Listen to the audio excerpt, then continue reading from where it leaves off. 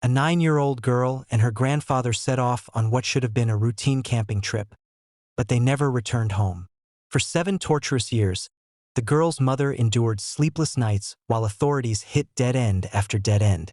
But then, after a fierce storm, a maintenance worker at Lake Beressa in California spots their old trailer lodged in the massive spillway of the dam. A breakthrough that would turn this cold case into every parent's worst fear. The nightmare always came at the same hour. Maurice Langford jolted awake, her heart pounding against her ribs as the familiar images faded. Lily's blonde hair catching sunlight, her father's weathered hands helping her into the camper, both of them waving goodbye. The red digits on her bedside clock glowed 4:45 a.m. She sat up in the darkness of her Ashland bedroom, pushing damp hair from her forehead. 7 years. 7 years since that camping trip, and still the dreams came with merciless regularity. Maurice wrapped her arms around her knees, trying to shake off the phantom sensation of her 9-year-old daughter's last hug. The sharp knock at her front door made her jump. At this hour? Another knock, more insistent, followed by a muffled voice calling her name. Mrs. Langford. Maurice Langford.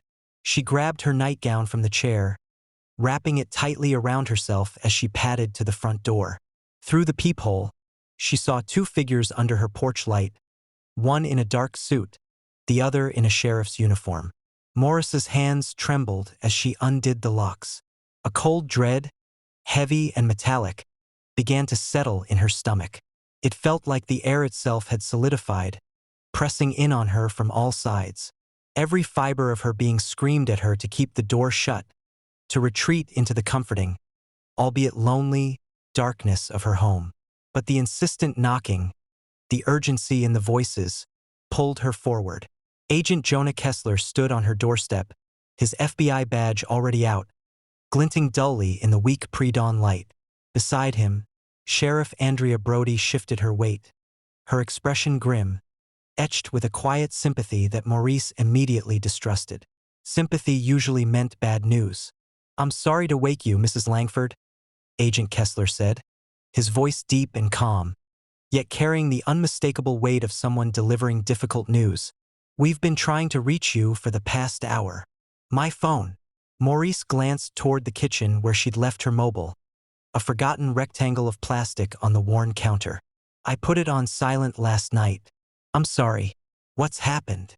The 2 officers exchanged glances, a silent communication passing between them.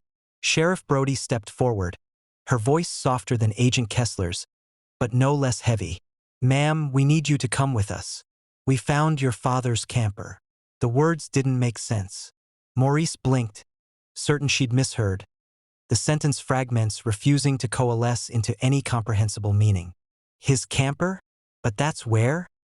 "At Monticello Dam," Agent Kessler supplied, his gaze steady, unwavering. "In the Glory Hole Spillway." "In the what?" Morris's mind struggled to process the information. The Glory Hole Spillway at Monticello Dam. That massive, circular drain she'd seen in photographs. A concrete funnel designed to handle overflow water. A seemingly bottomless vortex. "I don't understand. How could a camper be in?" "Someone dumped it there," Sheriff Brody interrupted gently, her eyes scanning Morris's face, searching for signs of collapse. "We believe within the last few hours. Emergency services are working to extract it as we speak. We need you to come identify it and some items that may be recovered from inside." Morris's legs felt weak, her knees threatening to buckle beneath her. After 7 years of nothing, of frustrating dead ends and cruel false leads, this sudden, violent development seemed utterly surreal. Her mind raced, grasping for implications, for Lily. Did you find?" "We should discuss this on the way," Agent Kessler said, a note of gentle command in his tone. "It's about a 2-hour and 40-minute drive to Napa County. The extraction team hopes to have the camper out by the time we arrive. I need to change." Morris's voice sounded distant to her own ears, like a faint echo in a large, empty room. "Of course," Agent Kessler replied, already turning toward the black sedan waiting in her driveway, its engine a low, steady hum. "But please, as quickly as you can." She dressed mechanically, her movements stiff and uncoordinated. Jeans, a thick sweater, tennis shoes. Her hands shook as she grabbed her purse, the leather cool and smooth against her clammy skin, and locked the door behind her.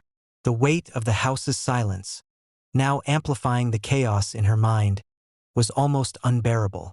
As they pulled onto the empty highway, the pre-dawn darkness still clinging to the edges of the world, Agent Kessler turned from the passenger seat. "I know this is a shock, Mrs. Langford. We received a call around 2 a.m. from a maintenance worker at the dam. He was checking water levels after last night's storm and spotted something metallic lodged in the spillway." The storm. Maurice repeated, the memory of it still vivid. Last night's thunderstorm had been fierce, rattling her windows, flooding the gutters with a furious torrent. But how could someone... That spillway must be, what, 70 feet across? How do you dump a camper in that? The sheer audacity of it, the impossibility, gnawed at her. "That's what we're trying to figure out," Sheriff Brody said, glancing in the rearview mirror, her eyes briefly meeting Morris's. Whoever did this knew the area well. They also knew the storm would create heavy water flow. "We think they expected the camper to be crushed and swept through to the outlet, but it got stuck. Lucky for us," Maurice murmured, a grim, humorless chuckle escaping her lips. Agent Kessler nodded. The angle, the size of the camper, even with the water flow and storm last night, something prevented it from going all the way down. A small miracle, perhaps. They drove in tense silence as the sky gradually lightened from black to a deep, bruised purple. Maurice watched the familiar Oregon landscape give way to Northern California's rolling hills, a blur of muted greens and browns outside the window. Her mind kept circling back to the sheer impossibility of it all. Her father's vintage Airstream camper, the one he'd lovingly maintained for decades, polishing its aluminum shell until it gleamed like liquid silver, somehow ending up in a damn spillway. It was like something from a fever dream, utterly disconnected from the logical reality she'd clung to for so long. As they approached Monticello Dam, Maurice saw the police barriers first, a stark line of bright yellow tape against the waking landscape. The normally busy Lake Berryessa recreation area had been cordoned off, eerily deserted. Patrol cars and emergency vehicles clustered near the spillway viewing area, their flashing lights strobing silently in the nascent morning light. The sun had just crested the hills, painting the vast expanse of water in shades of gold and murky green. And there it was. Morris's breath caught in her throat. The aluminum camper sat on the roadside, a gargantuan, waterlogged beast. Water still dripped from its riveted surface, forming small dark puddles on the asphalt. Even from a distance, she recognized the distinctive, almost iconic shape. The rounded edges her father had polished every spring, the familiar curve of its roof. But 7 years had not been kind.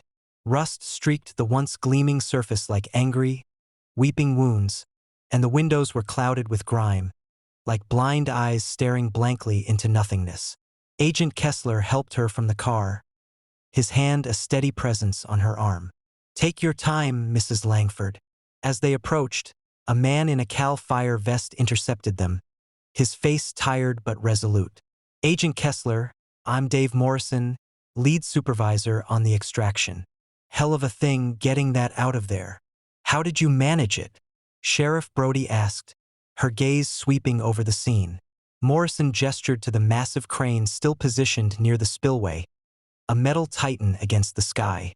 Hydraulic rig and a lot of careful maneuvering. The thing was wedged at about a 20-degree angle, like someone just backed it right up to the edge and let it roll in. Stormwater was still flowing pretty heavy when we started. Could have gone real bad if it had shifted. Maurice stepped closer to the camper, drawn by an irresistible, morbid curiosity. Even damaged and waterlogged, its very presence felt like a punch to the gut. It was unmistakably her father's. She could see the small dent near the door handle, a tiny, insignificant mark that suddenly loomed large in her memory.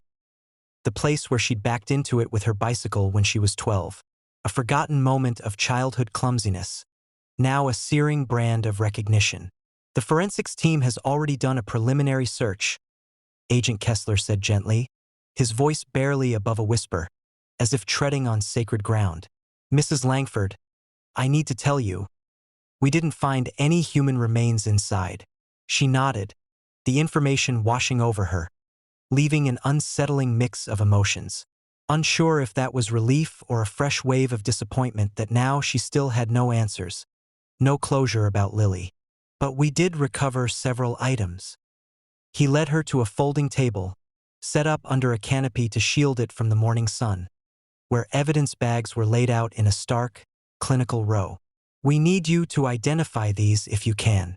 Morris's legs nearly gave out when she saw the red sweater, even sealed in plastic. Her breath hitched. She recognized the purple embroidery on the sleeves, a whimsical, childlike pattern, the one Lily had picked out herself at the craft store, insisting it was perfect. A vivid memory of Lily's proud smile, stitching the final threads. "That's Lily's," she whispered, her voice a thin, reedy sound, barely audible. "And this." Agent Kessler held up another bag containing a photograph. The image was water-damaged, blurred around the edges, but still visible. Her father and Lily standing in front of the camper, both grinning at the camera, their faces bright with happiness. Lily wore the same red sweater. Her blonde hair was let loose, just how she liked it, a golden halo around her face. Her father, Lily's grandfather, had his arm around her shoulders, a gesture of protective affection. Morris's tears came then, hot and sudden, burning paths down her cheeks. She pressed her hand to her mouth, trying to muffle the sob that escaped, a raw, animal sound of grief and overwhelming memory. "There's also this." Sheriff Brody showed her a digital camera in another evidence bag, its sleek, dark casing a stark contrast to the vintage camper it was found with. "Do you recognize it?" Maurice wiped her eyes with the back of her hand, studying the camera through the plastic. She shook her head. "My father didn't use digital cameras. He was proud of his old film cameras. Always said digital had no soul. He had been stubbornly traditional, preferring the slow, tactile process of developing film, the tangible connection to the past. This sleek, modern device felt alien, completely out of place. And these." Agent Kessler gestured to more bags. "Fishing gear, moldy blankets." "The fishing tackle is his," Maurice confirmed, a pang of bittersweet nostalgia. Her father and Lily, casting lines into the stream, their laughter echoing through the trees. "Those blankets, too. My mother crocheted that edge pattern. A delicate, intricate design, a small testament to her mother's quiet artistry." Agent Kessler's expression was carefully neutral, almost unreadable. "Mrs. Langford, I know we've discussed this possibility before, but with this evidence, your father's camper, his belongings, items belonging to Lily, we have to consider that Thomas may have been involved in your daughter's disappearance." "He was 60 years old," Maurice said, her voice stronger now, a rising tide of disbelief and indignation. "He's 67 now. If he's... How could he take care of a child alone? How could he hide for 7 years? It doesn't make sense." The accusation felt like a betrayal, an assault on the very foundation of her memories of her father. Thomas Langford was a pillar of stability, kindness, and unwavering devotion. The idea of him as a kidnapper was grotesque. "We've seen cases of elderly individuals doing unexpected things," Agent Kessler said gently, his tone conveying a practiced empathy that still felt detached. "I'm not saying we're certain, but we have to explore every possibility." The forensics tech approached them, a young woman with a focused, serious demeanor. "We'll be collecting DNA and fingerprint samples, though the water damage is extensive. Between the storm and the spillway exposure, we're not optimistic about trace evidence." Maurice noticed news vans pulling up beyond the police barrier, their satellite dishes gleaming in the sun. Reporters were already setting up cameras, drawn by the spectacle of a camper pulled from the famous Monticello Dam spillway, a bizarre, captivating mystery unearthing itself from the depths. "Mrs. Langford," Agent Kessler straightened his tie, his gaze already shifting to the media circus.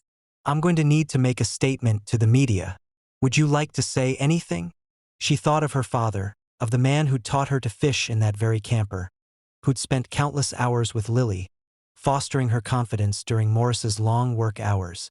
The man who'd never missed a birthday, never forgotten to call. The man who was now, unbelievably, a person of interest. When the cameras rolled, Agent Kessler delivered his statement with practiced precision, his voice resonating with authority. This morning, we recovered significant evidence in the 2001 disappearance of Thomas Langford and his granddaughter, Lily Langford. The recovered camper is being classified as a primary crime scene. Combined with evidence discovered 2 days ago, we are optimistic about new leads in locating both missing persons.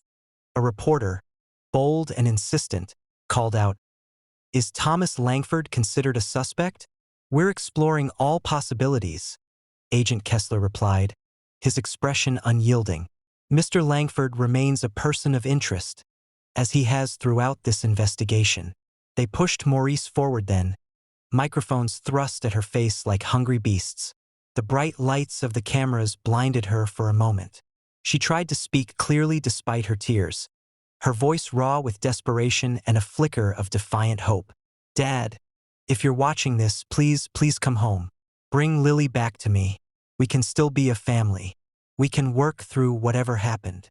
More questions came rapid fire, a volley of invasive curiosity, but Maurice felt herself breaking down, the carefully constructed facade of composure crumbling. Sheriff Brody quickly guided her away from the cameras, her hand firm on Morris's back. "The camper is being transported to our forensics lab in Medford," Agent Kessler said as they walked back to the car. "We'll process everything thoroughly."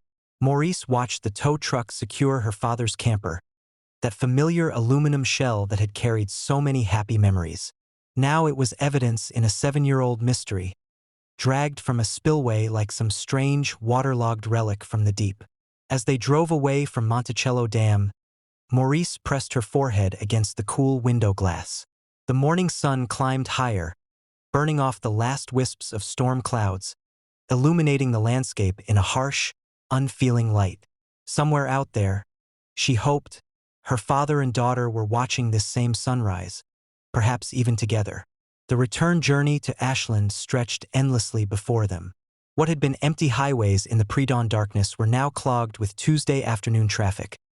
Logging trucks rumbling like mechanical dinosaurs, tourist RVs heading to Crater Lake, and local commuters all competed for space on Interstate 5. Maurice sat in the back seat, numb, watching the familiar landmarks pass by in a dizzying blur. Mount Shasta's snow-capped peak, majestic and indifferent.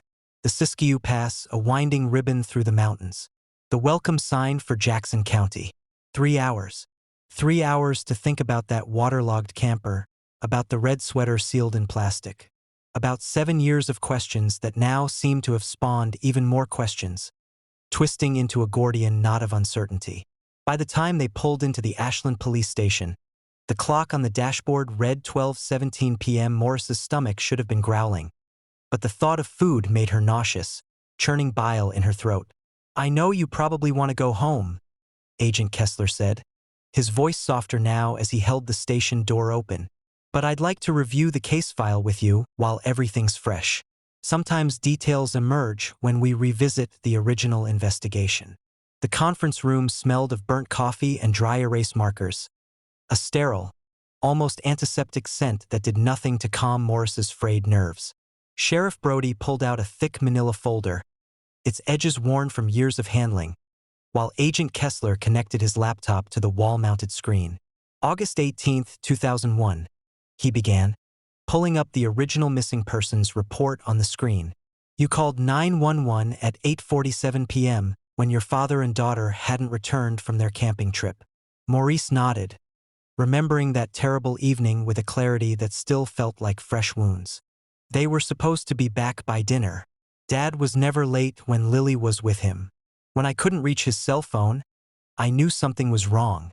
A cold certainty had settled in her heart that night, a foreboding dread that had never truly left her. Officers were dispatched to the campground near Rogue River. Sheriff Brody read from the report, her finger tracing lines on the page. They arrived at 11:15 p.m. and found the designated campsite empty. Not just empty, meticulously cleaned. Agent Kessler clicked to crime scene photos. The images flickered across the screen. A fire pit cold and scrubbed, the ground swept clean of footprints. No personal belongings, no food wrappers, no trace evidence. He continued, his voice grim. The forensics team said it was the cleanest wilderness campsite they'd ever processed. That level of cleaning suggested deliberate concealment. But my father wouldn't. Maurice started, her voice trailing off, the words dying in her throat. The image of her father, a meticulous but gentle man, scrubbing a campsite clean after a kidnapping, was jarring, impossible to reconcile. I know this is difficult, Agent Kessler said, his tone sympathetic but firm. But look at this timeline. He pulled up a new document, a bank statement, then a security footage image. The same day they were supposed to return, at 2:15 p.m., your father entered First National Bank of Ashland and withdrew his entire savings, $400,000 in cash. The bank security footage filled the screen, grainy but unmistakable. Her father at the teller window, a slight smile on his face. Lily beside him, her small hand clutching his, looking around the bank with typical 9-year-old curiosity. Nothing in her body language suggested fear or distress. It was just a normal afternoon. A father and daughter running an errand. The timestamp shows this was approximately 6 hours before you reported them missing, Sheriff Brody said, her voice devoid of emotion. The teller remembered the transaction because of the large amount. She said Mr. Langford seemed calm, mentioned something about a business investment. Maurice studied her daughter's image on the screen, a ghost from a happier past.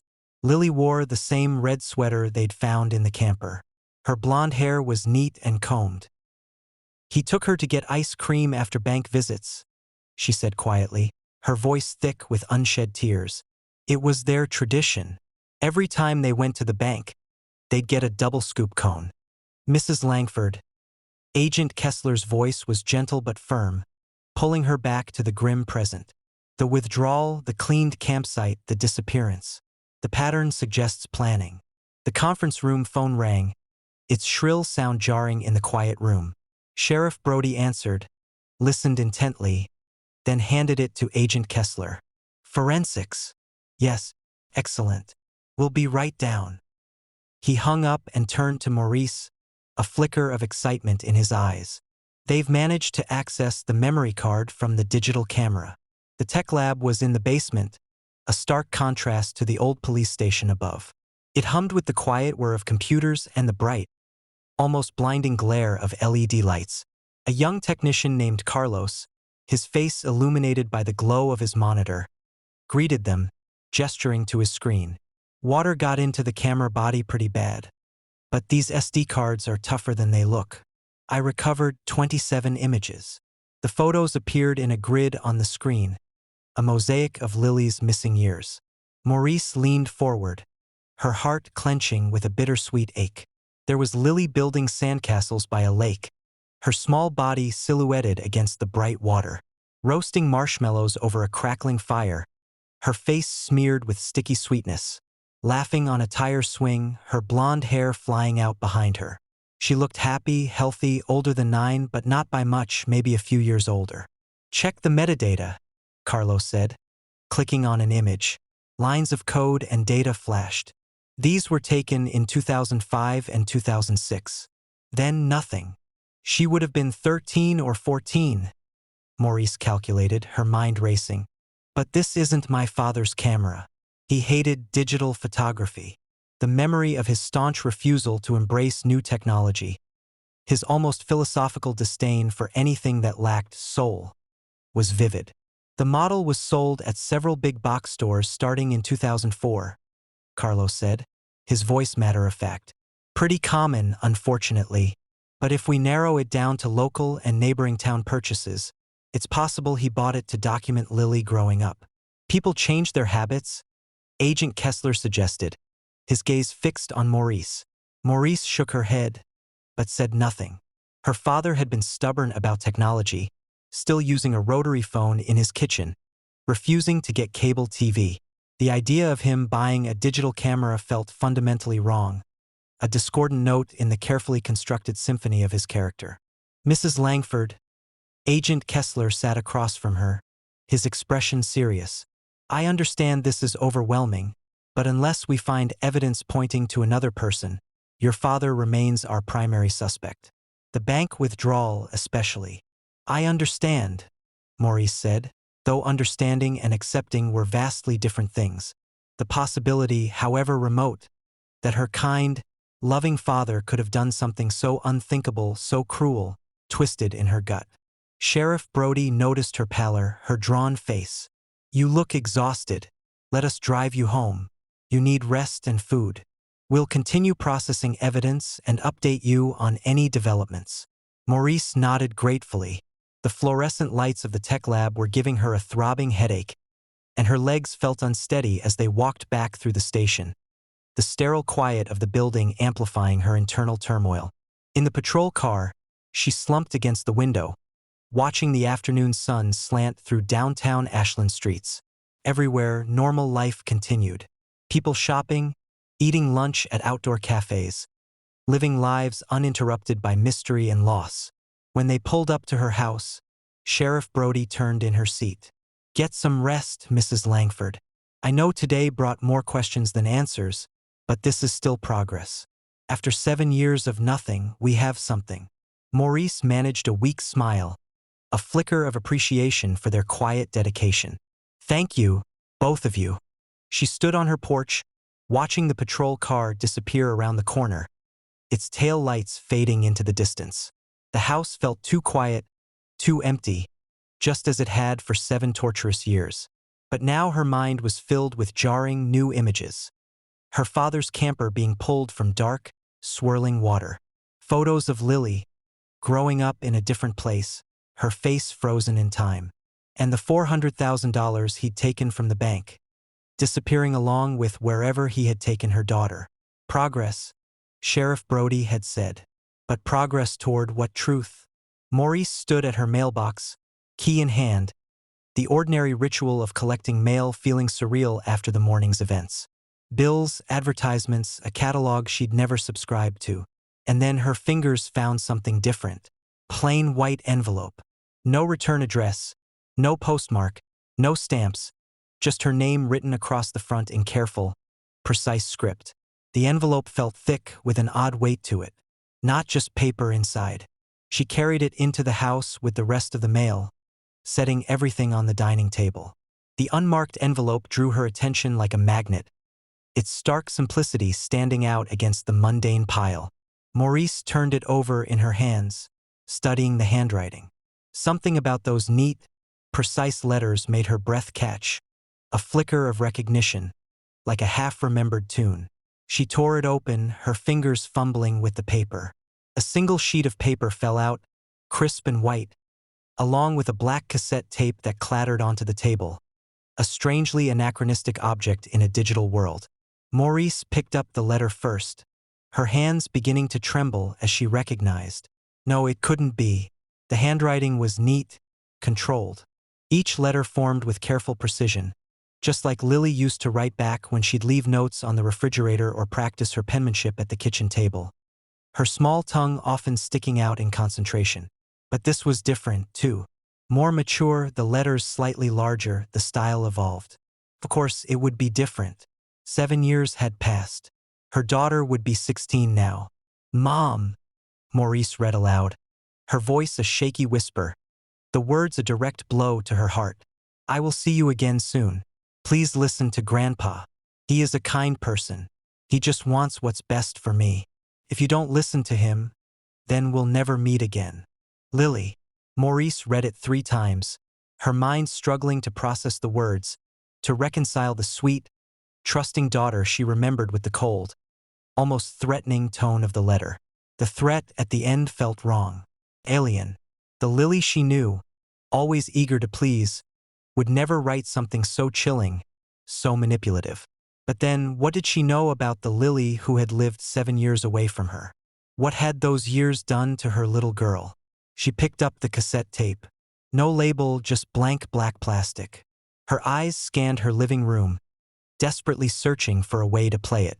A DVD player.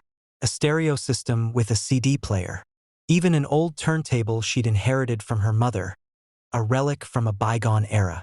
But no cassette deck. When had she gotten rid of it? During the last move, the renovation, her father's house. He'd have one. The thought of going there, today of all days, felt like stepping into a minefield of memories, each one laden with the ghosts of a happier past. But she had to know what was on that tape.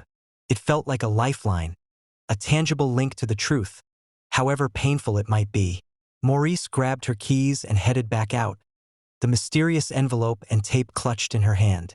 The ordinary world outside, the bustling traffic, the indifferent passers-by, seemed to mock the extraordinary turmoil in her heart. The 15-minute drive to her father's house took her through Ashland's older residential district, past charming craftsman bungalows with their wide porches and stately Victorian painted ladies, their vibrant colors muted by the afternoon light. Her father's place sat on a corner lot, a modest 1950s ranch with a wraparound porch he'd added himself, a testament to his practical, hands-on nature. She still had her key, a small brass piece on her keyring. The lock turned easily, with a familiar click, and she stepped into air that smelled of dust and abandoned spaces, a faint lingering scent of her father's pipe tobacco and old books. Everything was as he'd left it 7 years ago. His reading glasses on the side table beside his worn armchair, waiting for him to return. A coffee mug in the kitchen sink, a faint ring of dried coffee at the bottom. The calendar on the wall still showed August 2001. A cruel monument to the day time had stopped for her family. The cassette player sat on a shelf in the living room, part of an old, imposing component stereo system. Maurice plugged it in, relieved when the power light glowed red, a tiny beacon in the gloom. She inserted the tape, her hand trembling, and pressed play. Static, then slowly clearing. And then, a voice that stopped her heart, freezing the blood in her veins. "Maurice, sweetheart, it's Dad." She sank onto the couch, the worn fabric surprisingly soft beneath her, pressing her hand to her mouth to stifle a cry. It was him, unmistakably him. The slight rasp from years of pipe smoking, a familiar warmth. The way he stretched her name into 3 syllables, Maurice. The very sound of it, a relic from a vanished time, was both a comfort and a fresh agony. "I know you're confused and angry. I don't blame you, but I need you to listen carefully. Lily is safe with me. She's happy, healthy, getting a good education. I've been taking care of her just the way I raised you, with love and patience, and everything a child needs." The recording quality was poor, muffled, as if recorded in a small, confined space. Maurice leaned closer to the speakers, straining to catch every syllable. "I can't explain everything now, but I had my reasons. Good reasons. One day you'll understand. For now, I need you to stop the police investigation. Tell them you want to move on, that you believe Lily and I are safe somewhere, and that's enough. If you do this, we can reunite. I'll explain everything and we can start fresh. All 3 of us together again." A pause. She could hear his breathing, labored and heavy, a sound that sent a chill down her spine. He sounded tired, older than she remembered. "But Maurice, if you bring this tape to the police, I'll know. And if that happens, you'll never see us again. No one will ever find us. That's not a threat, sweetheart. It's just the truth. To prove you're willing to trust me, stay at my house tonight. Just tonight. If you can do that, if you can show that faith, then we can take the next step." The tape clicked off, leaving a ringing silence in the room. Maurice sat for a long moment, the implications washing over her in dizzying waves. She played it again. Then again, each time her certainty grew. That was her father's voice. The phrases, the cadence, even the way he called her sweetheart, all unmistakably Thomas Langford. But the words themselves, the demands, the veiled threat, they were foreign, cold. She went to the window, peering through the blinds. The street was quiet, just old Mrs. Chin walking her ancient poodle, their familiar evening ritual. No suspicious cars, no watchers. She checked the backyard through the kitchen window. Nothing but the overgrown vegetable garden, choked with weeds after years of neglect, and the small shed where her father had kept his fishing gear. Every door got checked and locked. Every window secured. Maurice felt foolish, a tremor of paranoia running through her. But she couldn't shake the feeling that someone might be watching, waiting to see if she'd run straight to the police, violating the terms of the tape. In her father's office upstairs, a room filled with the scent of old paper and dusty memories, she rifled through his desk drawers. Financial statements, old tax returns, meticulously organized. Finally, she found what she was looking for. A shoebox full of cassette tapes. Her father had loved to record himself, singing old folk songs in a surprisingly strong baritone, practicing speeches for the Rotary Club, leaving rambling audio letters for relatives who lived far away. She grabbed several tapes, their labels faded and yellowed with age, and headed back to the player. Johnny Cash covers. A birthday message for her mother's 70th. His practice run for Lily's kindergarten graduation speech, filled with proud, slightly rambling anecdotes. Maurice compared the voices obsessively, playing sections of the old recordings and then the new message, searching for discrepancies. They were similar, so similar. The new recording sounded slightly heavier, more gravelly. But that could be age. 7 years of aging wherever he was under whatever circumstances he'd been living. She found herself believing. God help her. She was starting to believe her father had really done this. The rational part of her screamed defiance, but the part that craved her daughter, that longed for closure, clung to the hope the tape offered. Maurice collapsed in his old armchair, surrounded by scattered tapes, and let herself cry. The family photo on the mantel seemed to mock her. All 3 of them at Christmas, her mother still alive, her face radiant with happiness. Lily just a baby in Thomas's arms, her tiny fingers clutching his. They'd been happy, complete. How had it come to this? How had their perfect world shattered so utterly? When the tears finally stopped, leaving her emotionally drained but clear-headed, she remembered the digital camera. If her father had bought it, if he'd truly gone against a lifetime of technological stubbornness, he would have kept the box. He kept everything. Warranty cards, instruction manuals, receipts filed by date, meticulously organized. The cabinet in his office held boxes for every electronic device in the house. The coffee maker, the television, even the electric razor she'd bought him 10 years ago. But no camera box. So maybe he hadn't actually bought it before the disappearance. Or if he had, it was afterward, just like the police suspected. But then why was it in his camper? Why would he get rid of the camera, the camper? Sure, that's the kind of thing anyone would recognize as evidence. But a personal camera, if Lily were still with him, wouldn't he still be using it, capturing those moments, those memories? Unless someone else had put it there. Someone who wanted the police to believe. She stopped that line of thought, her mind a whirl of conflicting possibilities. The cassette tape's message echoed in her mind. Trust him. Stay the night. Don't go to the police. Every instinct screamed that she should call Agent Kessler immediately. This was evidence. This was contact. This could break the case wide open. But what if her father was telling the truth? What if going to the police meant never seeing Lily again? Maurice was torn by a terrible dilemma, a chasm of fear and hope. But after a long moment of agonizing consideration, she made her decision. She would stay the night. She would give her father this one chance to prove his good intentions. Tomorrow, if nothing happened, if the promise remained unfulfilled, she could always change her mind. She spent the remaining daylight hours cleaning her father's house. It gave her hands something to do, a way to channel the frantic energy of her churning mind. Dusting the shelves, vacuuming the rugs, washing the dishes that had sat in the sink for 7 years. A small act of reclamation in a world that felt completely out of control. As evening fell, she made dinner from canned goods in the pantry. A simple meal of soup and crackers that tasted like sadness, like a ghost of her own childhood. Outside, Ashland settled into its nighttime rhythm. Porch lights flickered on. Dogs barked their evening warnings. Normal life continued everywhere. But in this house, locked in time, Maurice felt utterly alone. By 9 o'clock, exhaustion weighed on her like a physical force. The adrenaline of the day had drained away, leaving only a bone-deep weariness that seeped into her very marrow. Maurice climbed the stairs to the guest room. She couldn't bring herself to sleep in her father's bed. Not yet. She lay down fully clothed on the neatly made bed, staring at the ceiling, every nerve on edge. Sleep, when it finally came, brought no peace. Only dreams of empty campers and dark water, swirling in a vortex of despair.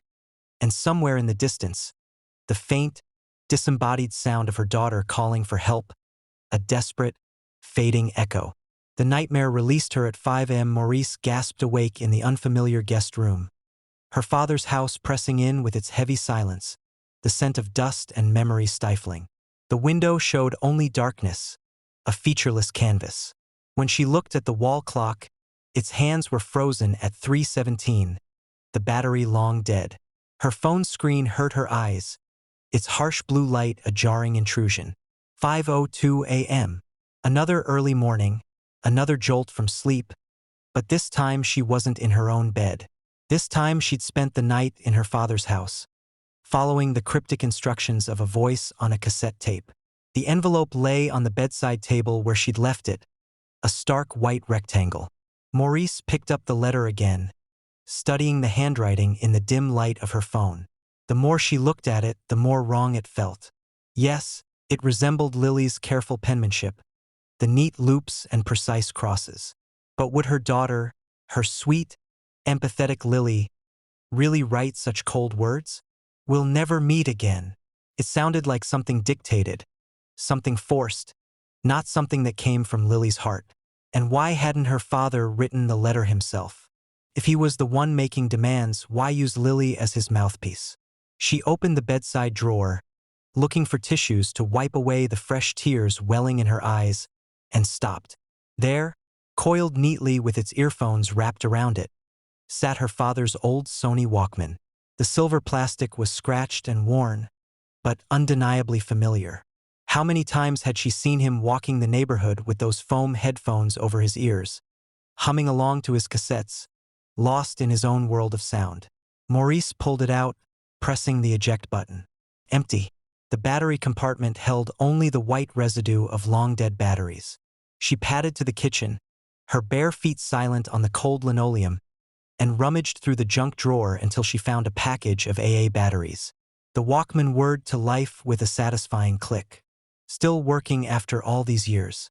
Her father had always bought quality, maintained things properly, a testament to his careful nature. She slipped it into her purse, along with the letter and the mysterious cassette. At least she'd have this memento of him, whatever happened, and she could listen to the tape again whenever doubt crept in, whenever the insidious whispers of the police investigation tried to overwhelm her fragile hope. She washed her face in the bathroom that still smelled faintly of her father's aftershave, a scent that now brought both comfort and a fresh wave of grief. She changed back into yesterday's clothes, still feeling the lingering stiffness from the long drive. The house felt expectant in the pre-dawn quiet, as if waiting for something to happen, for some sign that her obedience had been acknowledged. But nothing had. No knock at the door, no phone call, no subtle indication that her staying here had meant anything at all. Time to go home. The drive took 15 minutes through empty streets. Ashland was still sleeping, only the occasional delivery truck or early jogger breaking the stillness with their quiet presence. Maurice pulled into her driveway and sat for a moment, engine off, the silence of the car amplifying the cacophony in her head. She leaned her head back against the seat, trying to center herself, to regain some semblance of equilibrium. On impulse, she pulled out the Walkman and inserted the cassette. With the earphones on, her father's voice felt more intimate, like he was sitting right beside her in the car, whispering secrets only to her. "Maurice, sweetheart, it's Dad." She closed her eyes, listening to the whole message again. Every word, every inflection. The words were the same, delivered with the same deliberate cadence. But through the headphones, the sounds were amplified, revealing more. The slight wheeze in his breathing, almost imperceptible before. A faint echo that suggested a small, enclosed room, bouncing off hard surfaces. And then, at the very end, after her father said, "Wave your only chance goodbye," there was something else. A subtle, almost imperceptible sound, buried beneath the surface noise. Maurice rewound, played it again, then again, focusing intently. There, just a split second before the tape clicked off.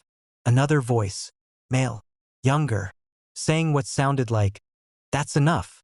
Her eyes snapped open. The realization hit her like a physical blow, a sudden, blinding flash of clarity. Someone else had been there during the recording. Someone who had told her father, "That's enough," and stopped the tape.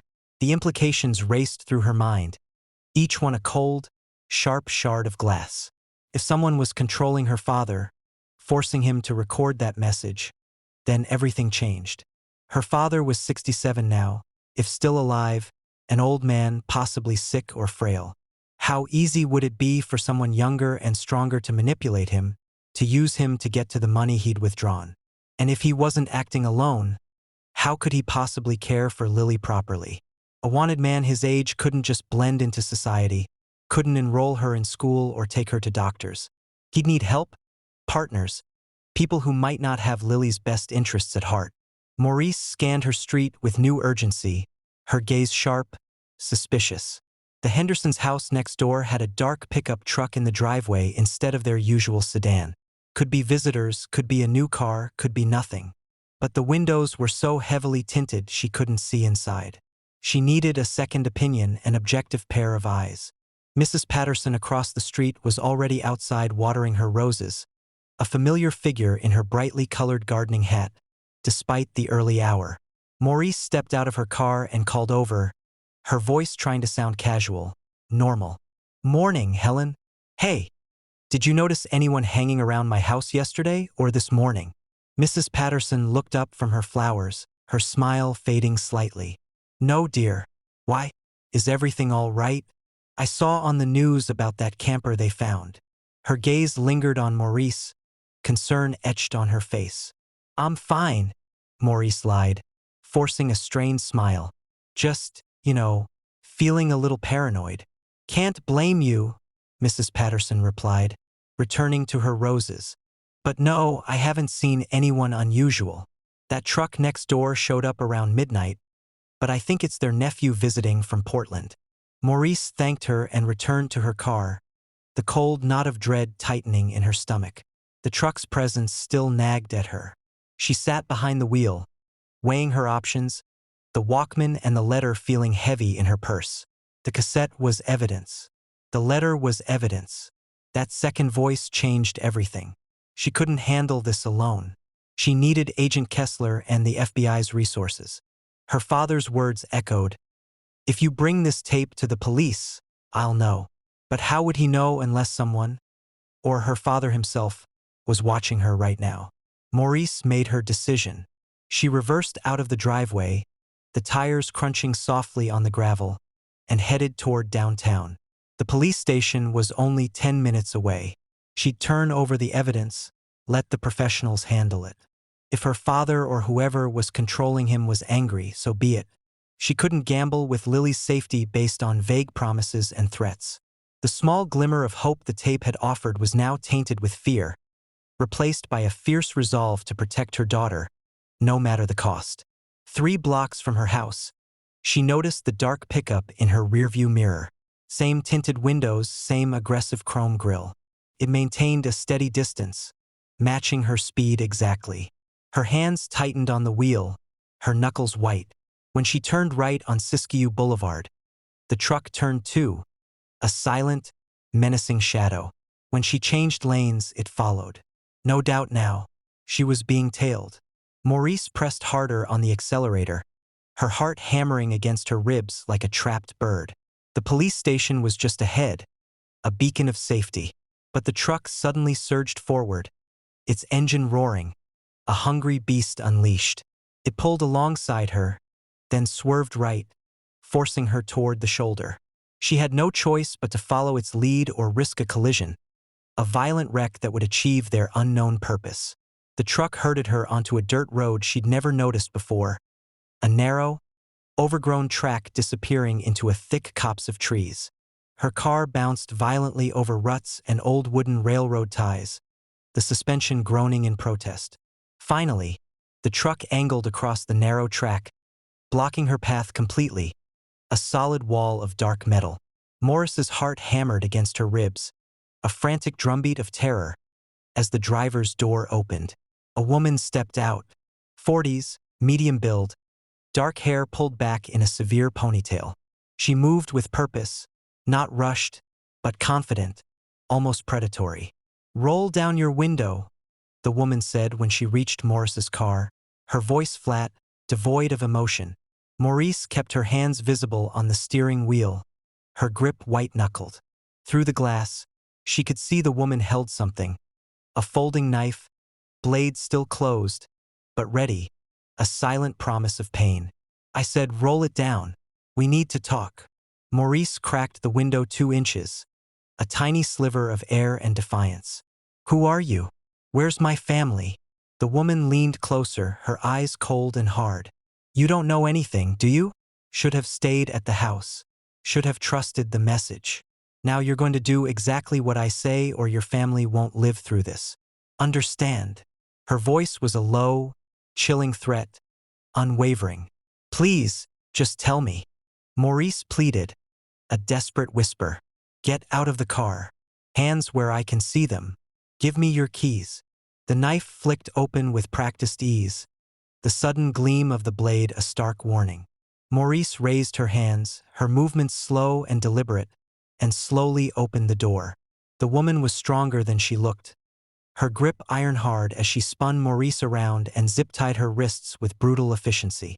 Muscles stood out on her forearms, taut and defined. Someone who worked out, who trained for strength, who was prepared for this. "Phone?" the woman demanded, her eyes sweeping over Maurice. Maurice nodded toward her purse, still on the passenger seat. The woman dumped it out on the hood, coins scattering, pocketing the phone and wallet with swift, economic movements. "Police know your car, your plate, so we're taking your car first." "Where?" Maurice asked, her voice cracking. "Passenger seat. Move." The woman steered her roughly around the car, a brutal shove propelling her inside. Morris's bound hands made the seat belt impossible, but the woman didn't seem to care about safety regulations. She got behind the wheel, adjusted the seat with quick, efficient movements, and started the engine. They reversed back onto the main road, leaving the dark pickup abandoned on the dirt track, a forgotten sentinel. As Ashland fell away behind them, Maurice fought to keep her breathing steady, to suppress the rising panic. Somewhere out there, her father and daughter were caught in whatever tangled web this woman, this Colleen, was part of. The woman kept the knife visible on the console between them as she drove, a constant, gleaming threat. "Take out your phone," she ordered, her voice flat. "You're going to call your FBI friend. Tell him you're done with the investigation or your father and daughter won't see you." "I can't just." "You can and you will." The woman's eyes never left the road, her profile rigid. "Sound natural. Convince him. If you don't, if you try to signal for help, I'll dump you somewhere they'll never find you. The girl goes with you. Understand?" Morris's bound hands made it awkward to hold the phone, her fingers clumsy and unresponsive. She fumbled with it, finally finding Agent Kessler's number, her thumb shaking as she pressed call. Her throat felt tight, constricted by fear, as the phone rang. "Mrs. Langford?" His voice was alert despite the early hour, a reassuring anchor in the storm of her fear. "Agent Kessler?" Maurice forced a terrible steadiness into her voice, the words feeling alien and false on her tongue. "I'm calling to let you know I'm pulling back from the investigation." Silence then, heavy and disbelieving. "I'm sorry. What?" "Finding the camper yesterday gave me the closure I needed," Maurice lied, her voice an unnatural monotone. "My father took Lily. I understand that now. I don't believe he'll harm her." She could feel Colleen's eyes boring into her, a cold, intense scrutiny. "Mrs. Langford, this is a criminal investigation, a kidnapping case. We can't simply—" "I know," Maurice interrupted, the words tumbling out. She swallowed hard, her mouth dry. "But I won't push for it anymore. I need to tell you something I should have mentioned before. My father has had a syndrome. After my mother died, he became fixated on caring for young children. He never got to have more kids after me. That's why he always volunteered to watch Lily. She hoped the fabricated story sounded convincing enough, a plausible if tragic explanation. Given your father's current age and the circumstances, we can't just let this go. Agent Kessler's voice carried worry now, a genuine tremor of concern. Mrs. Langford, are you in some kind of trouble? Do you need? The woman snatched the phone from Morris's hands. In one smooth motion, she popped the back cover, removed the battery, and flung both pieces out the window. Maurice watched her phone disappear into the tall grass flanking the highway, a fleeting black blur against the green. That was stupid, the woman said, her voice sharp with annoyance. He was getting suspicious. They drove in tense silence. Maurice watched the landscape change from Ashland's familiar hills to the wilder, more untamed country beyond. They took Highway 99 north, a winding, rural road, then cut west toward the Coast Range, the air growing cooler, carrying the faint scent of pine. 3 hours in, they passed Monticello Dam. Police tape still fluttered around the Spillway viewing area, a yellow sentinel against the sky, and Maurice glimpsed recovery vehicles parked along the access road, looking like tiny toys from this distance. The sight of it made her stomach clench, a fresh wave of nausea. Her father's camper had been pulled from that dark hole just yesterday morning. The woman, Colleen, noticed her looking. What a moronic plan, she muttered, a low growl of exasperation. Told him the storm wasn't enough. Told him the camper would get stuck. But no, he always knows better, that old man. Maurice swallowed hard, a dry, painful swallow. Had her father really worked with this woman? The implications were horrifying. They turned onto progressively smaller roads, climbing higher into mountains she didn't recognize. The trees pressing closer, pine and fir creating a green tunnel, obscuring the sky. Finally, they reached what could barely be called a road, just dirt tracks with grass growing between the tire ruts, a place so remote it felt like the edge of the world. Cottages appeared through the trees, scattered far apart like forgotten thoughts. They looked abandoned, with sagging roofs and boards over windows, their neglect almost palpable. This wasn't a summer community or a resort. This was somewhere people went when they didn't want to be found. The woman pulled up to a cottage that looked slightly less derelict than its neighbors. Moss grew on the roof, thick and green, but smoke drifted lazily from the chimney, a sign of life. Another car sat in the overgrown driveway, an older model, engine running, its exhaust a faint plume against the mountain air. Stay here, the woman ordered, her voice sharp. Don't try anything funny. She got out, leaving Maurice tied in the passenger seat, the knife still gleaming on the console. Through the windshield, Maurice watched her approach the other car. The driver's door opened and a man stepped out. Not her father. This man was younger, maybe in his 50s, with the lean, wiry build of someone who worked with his hands. His face weathered, almost gaunt, and etched with anger. Their voices carried on the crisp mountain air, sharp and agitated. Colleen, what the hell have you done? The man, Roy, hissed, gesturing wildly at Maurice in the car. Why did you bring her here? You're basically leading the cops straight to us. Roy, I was worried. They found the camper. It didn't get crushed like you planned. Colleen's voice rose defensively, bordering on a whine. I told you it was stupid, but you didn't listen. I just wanted the investigation to stop. Roy ran his hands through his hair, pacing in a tight circle, his frustration palpable. What did you do? Tell me exactly what you did. I used the old man's recording, the one you kept for Plan B, remember? We never needed it before, but I thought I had the girl write a letter, sent it to her. The slap echoed across the clearing, a sharp, ugly sound. Colleen stumbled back, hand pressed to her cheek, her face contorted in pain. You did all this without consulting me? Roy's voice was dangerous now, low and menacing, like a coiled snake. How stupid can you be? You've ruined everything. He jabbed a finger toward Maurice. Roy, please, deal with her. Get rid of her somewhere they won't find her. I'm not having anything to do with your mess. I'm taking the girl and leaving. I was already planning to go. Morris's heart stopped. The girl, Lily, was here, probably in Roy's car at this very moment. But where was Thomas? Was her father in there, too? She watched Colleen argue, a desperate, futile attempt to reason with Roy, who dismissed her with sharp, impatient gestures. Her hands were tied, but her feet were free.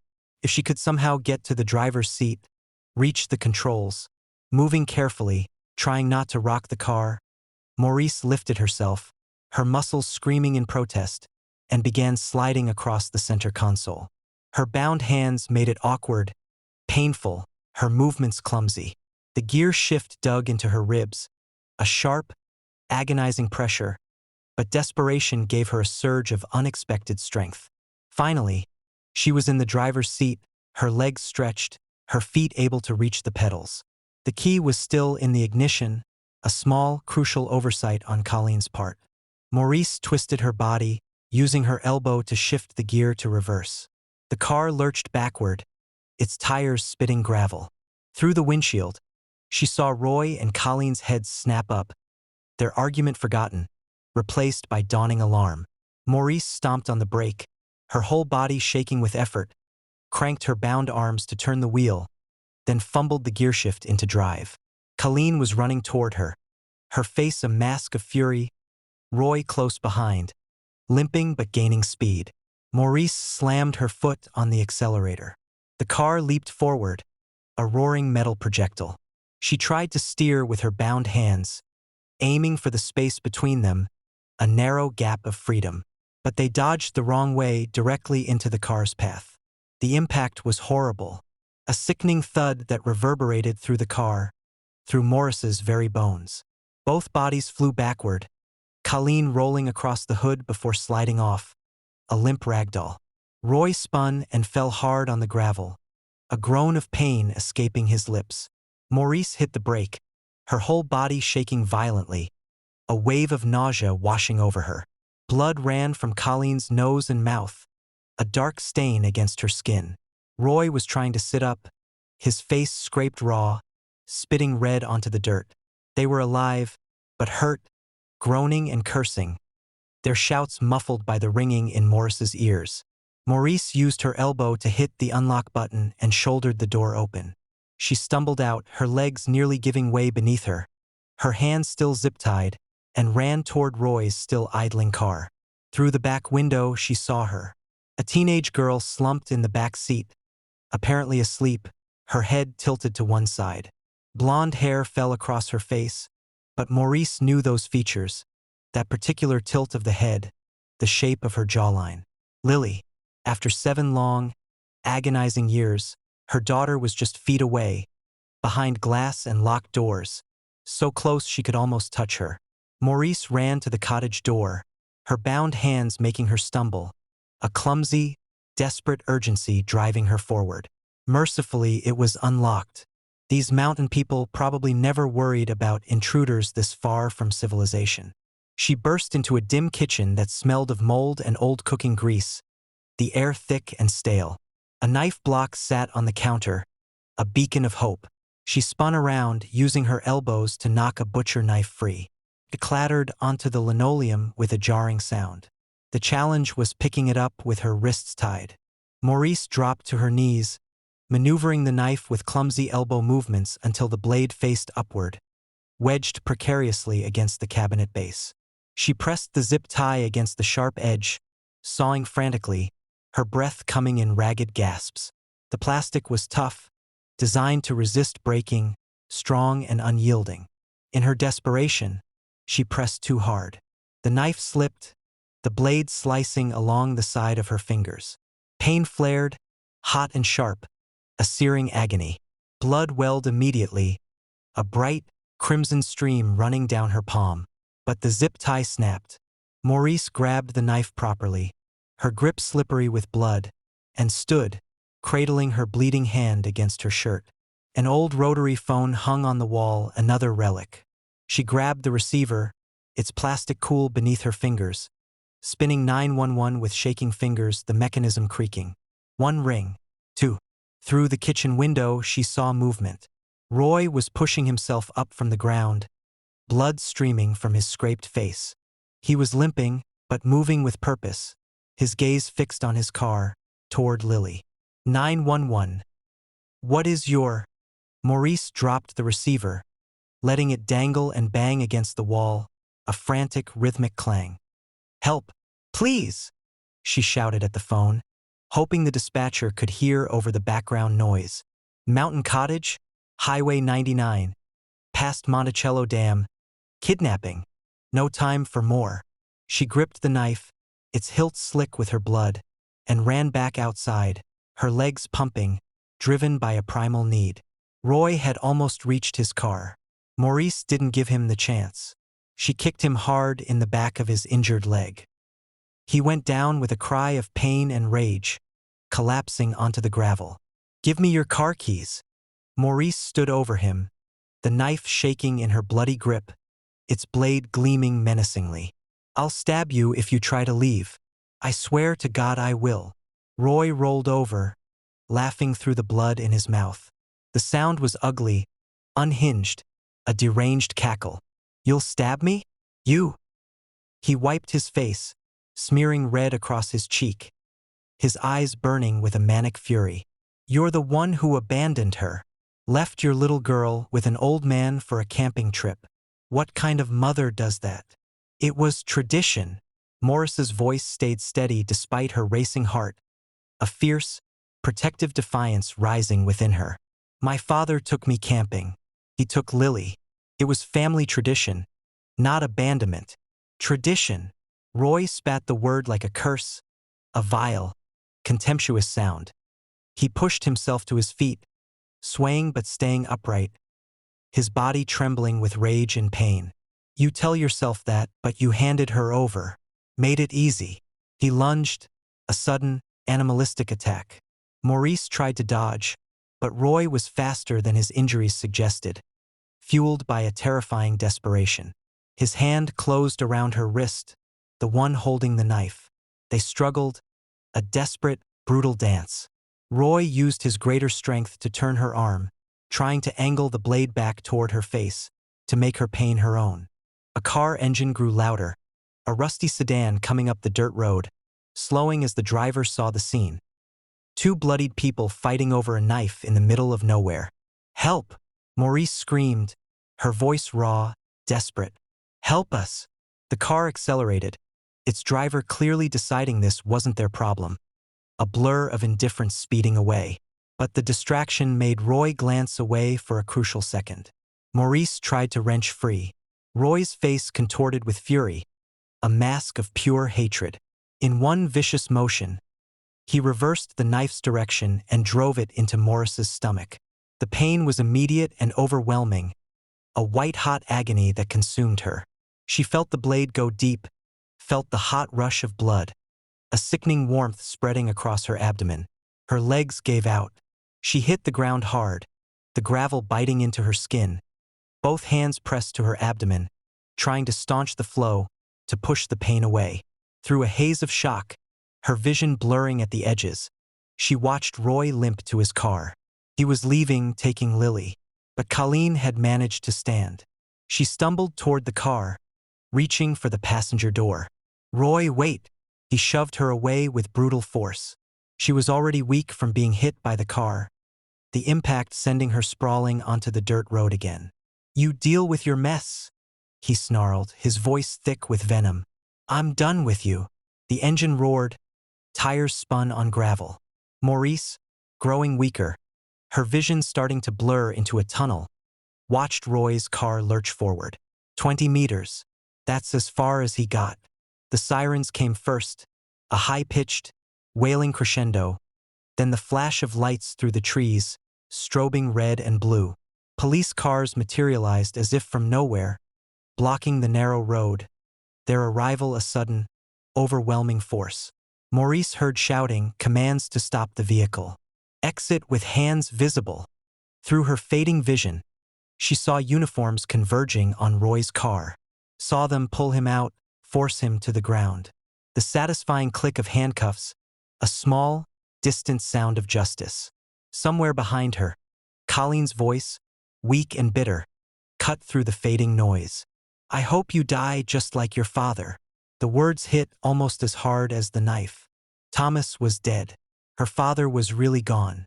Maurice felt herself fading, the pain a distant thing now, a dull throb. But then something pressed against her wound, a sharp, searing pressure. Her eyes fluttered open one final time to discover that Colleen had driven the blade further into her abdomen, unleashing a new wave of excruciating pain, fresh agony on top of the old. Colleen's voice cut through the haze as she blamed Maurice for destroying everything and taking Roy away from her. Her words a bitter, resentful torrent.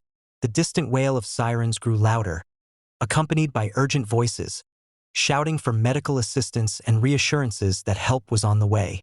But all she could think about was Lily, still in that car, still just out of reach after 7 long, unbearable years. The first thing Maurice became aware of was the beeping, steady, rhythmic, mechanical. Then came the weight. Her body felt like it was made of concrete, too heavy to move, each limb an unbearable burden. Her eyelids fluttered open to harsh fluorescent lights and white ceiling tiles. A hospital room. The realization came slowly, through the thick, cottony fog of medication, each thought a struggle. The door opened, and a nurse in seafoam scrubs entered, her movements efficient and quiet. She smiled when she saw Maurice's eyes tracking her movement. "Well, hello there.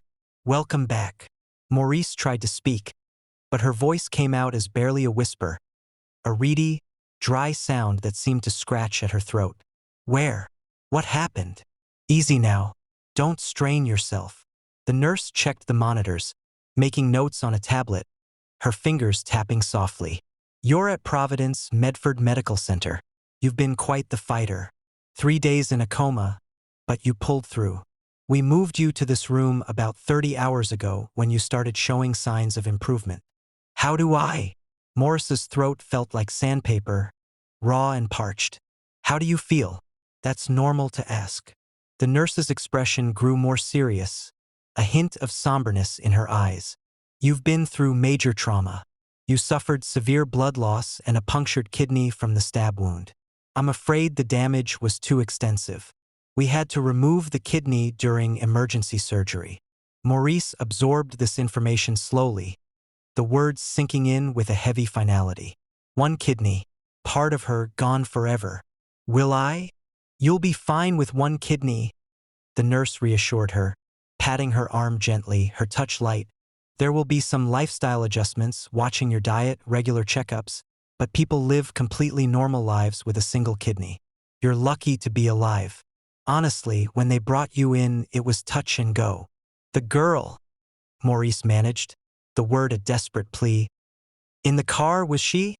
The nurse's smile turned sympathetic, a quiet understanding in her gaze. "I'll let the police explain everything. Are you feeling up to talking with them? They've been waiting." Maurice nodded weakly, her head heavy on the pillow. "I'll tell them, but keep it brief. You're still recovering and we're monitoring your blood pressure closely. Too much stress could set back your recovery." Half an hour passed, punctuated by the steady beeping of the monitors, before Maurice saw movement outside her door. Agent Kessler appeared in the window, his face etched with concern and relief, accompanied by another man in a suit, a Detective Nuren. They knocked softly before entering. "Mrs. Langford." Agent Kessler's relief was evident, a tangible warmth in his voice. "I'm glad you're awake. This is Detective Nuren from the local department. How are you feeling?" "Like I got stabbed," Maurice said, finding a ghost of humor somewhere in the depths of her pain, a wry smile touching her lips. "Your 911 call saved your life," Detective Nuren said, his voice grave. "You didn't manage to say much, but dispatch heard you shout for help. Then a neighbor called in reporting a knife fight. We had units in the area following up on your earlier call to Agent Kessler. They responded immediately. Roy and Colleen Barron are in custody," Agent Kessler added, his voice firm, conveying a sense of finality. "Both have been charged with multiple counts, including kidnapping, murder, and attempted murder. Their first hearing is in 2 days." Maurice's heart raced, the monitor beeping faster, a frantic rhythm against the quiet of the room. The girl in the car, was it? Yes. Agent Kessler's voice gentled, his eyes softening. We recovered Lily from Roy's vehicle. She's 15 years old now. Mrs. Langford, your daughter is alive. Tears flooded Morris's eyes, hot and cleansing, tracing paths down her temples to disappear into her hair. How is she? Where is she? She spent one night in the hospital for observation, but physically she's okay. Agent Kessler reassured her. CPS has her in temporary custody while she recovers from the psychological trauma. She's been asking about you. I need to see her. Let me make a call. Detective Nuren stepped out into the hallway, his phone already at his ear. While they waited, Agent Kessler pulled up a chair beside Morris's bed. I know you're tired, but we need your statement about what happened. Are you up for it? Maurice nodded, summoning what little strength she had. And slowly, painstakingly, she recounted everything. Finding the letter and cassette, staying at her father's house, the chilling second voice on the tape, being kidnapped by Colleen, the terrifying confrontation at the cottage. Her voice grew stronger as she spoke, anger mixing with the overwhelming relief, a fierce determination replacing the lingering fear. You mentioned hearing them talk about your father? Agent Kessler prompted gently. They killed him. Morris's voice broke, the finality of the words a fresh wound.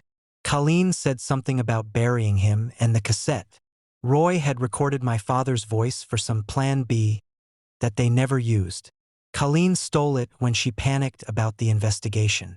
Agent Kessler nodded grimly, his face etched with sorrow. That matches what we've learned from interrogation. Let me tell you what really happened in August 2001. He pulled out his notebook, consulting his notes, his gaze steady on Maurice. Your father took Lily camping near Rogue River, just as planned. That night they encountered Roy Barron. He was hunting in the area, appeared at their campsite, looking tired and hungry. Your father, being the kind man he was, invited Roy to share their dinner by the fire. Maurice closed her eyes, picturing the scene, a quiet, idyllic moment shattered by unthinkable evil. Roy took photos of them with his digital camera, the one we found in the camper. When he saw Lily, something broke in his mind. She looked almost exactly like his own daughter, who died in a boating accident in 1999. The resemblance was uncanny, according to Colleen, so he just took her. He tried to lure her away when your father wasn't watching. But Thomas protected her, confronted Roy. That's when Roy pulled his hunting rifle. He forced them both into his truck at gunpoint. Agent Kessler paused, letting Maurice absorb this horrifying truth, the pieces of the puzzle clicking into place with agonizing precision. Before killing your father, Roy made him withdraw all his savings, threatened to hurt Lily if he called for help or signaled the bank tellers. Your father complied to protect his granddaughter. Colleen's testimony confirms that Thomas was killed that same year, likely shortly after they recorded the manipulative message used for Plan B. That explains why the camera only captured photos of Lily in 2005 and 2006. Thomas was already gone by then. Roy brought Lily home and told Colleen their daughter had returned. Shocked and emotionally fragile from grief, she went along with it. The resemblance was uncanny, and her mental state made her more susceptible to believing it. They kept her for 7 years. Morris's hands clenched the hospital blanket, her knuckles white. They disciplined her harshly when she didn't comply, beat her with switches. The words were a bitter taste in her mouth. Over time, Lily learned to call them Mom and Dad, to play the role of their dead daughter to avoid punishment. They told her that her grandfather had sold her for retirement money, that no one was looking for her. My God! Maurice felt sick, bile rising in her throat. The cruelty of it, the systematic breaking of her daughter's spirit, was almost worse than the physical pain she was in. 2 days ago, they tried to dispose of some of Thomas's belongings. His glasses, a shirt, another Walkman. Agent Kessler continued, his voice grim. They wanted to remove all traces of her past now that she was older and fully under their control. But a hiker found the items and reported them. When the news broke about finding evidence in the Langford case, they panicked. Detective Nuren returned, nodding to Agent Kessler, a quiet signal. They'd kept the camper hidden at their mountain property, using it as storage, Agent Kessler continued. In their panic, they decided to get rid of it, too. Roy drove it to Monticello Dam during the storm, thinking the spillway would crush it and wash the pieces out to sea. He accessed it from a service bridge upstream, but the camper got stuck instead. And Colleen thought the digital camera was my father's, Maurice said, understanding dawning, the pieces of the puzzle finally locking into place. That's why she threw it in with everything else. But it was Roy's all along. Exactly. Your instinct about your father not using digital cameras was correct. A soft knock interrupted them. A CPS worker entered, followed by a teenage girl. Morris's breath stopped. Lily had grown tall, her blonde hair reaching past her shoulders, a cascade of gold.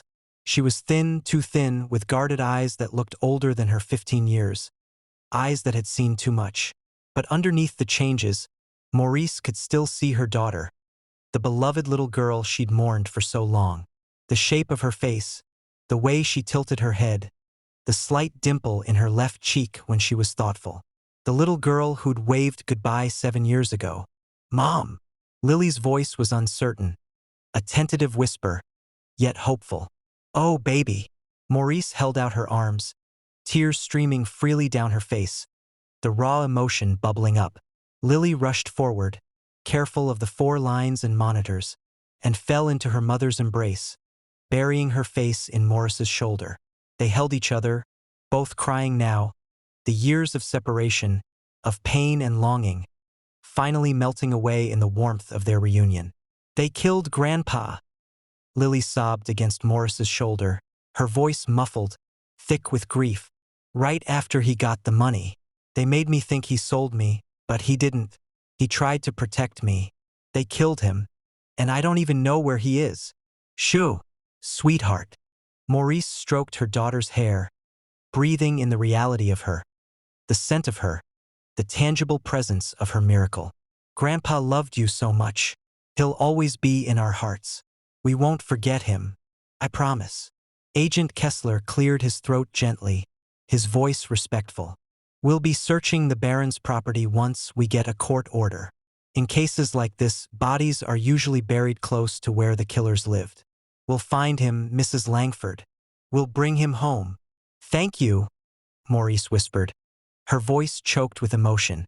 Roy Barron is a veteran with severe untreated PTSD, Detective Nuren added quietly, his voice tinged with a complex mix of professional detachment and human understanding.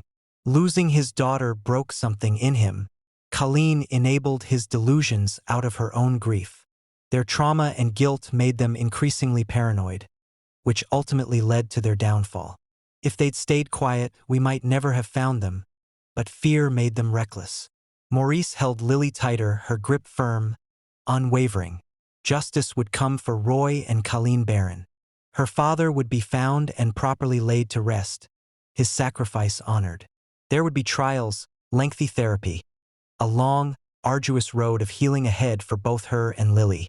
But right now, in this hospital room, with monitors beeping a steady rhythm of life and her daughter warm and alive in her arms, Maurice felt something she hadn't experienced in 7 years. Hope. A fragile, tentative, but undeniable hope. We're together again, she whispered to Lily, her voice thick with emotion. That's what matters. I'm gonna get better as fast as I can, and we'll go home. We'll make new memories. We'll be okay. Lily pulled back just enough to look at her mother's face. Her own eyes still wet with tears, but a flicker of something new, something bright, appearing in their depths. Despite everything she'd endured, a small, fragile smile appeared on her lips, a glimpse of the little girl Maurice remembered. I'd like that, Mom. I'd really like that. The sun slanted through the hospital window, painting golden squares on the white blanket, a silent promise of new beginnings. Mother and daughter held each other. No longer lost, finally found.